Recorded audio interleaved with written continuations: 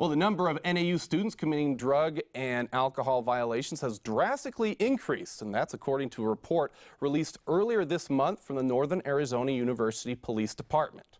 NAU officials say the increased violations only reflect a growing student body. NAZ Today spoke with an officer from the NAU Police Department to find out if this is true and what can be done to combat the issue.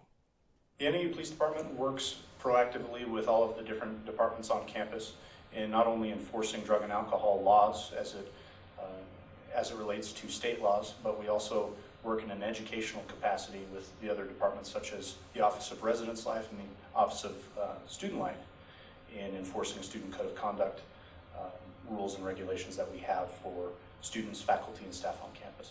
Well, there's two different routes that an officer can choose to how to enforce a drug and alcohol violation.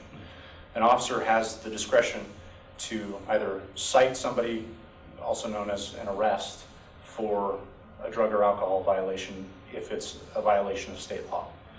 And the consequences that come out of that are usually up to the judge, jury, anything that the student can work out with the prosecutor. So the police department really doesn't determine consequences at all, even when it comes to our second option, which is going through student code of conduct violations.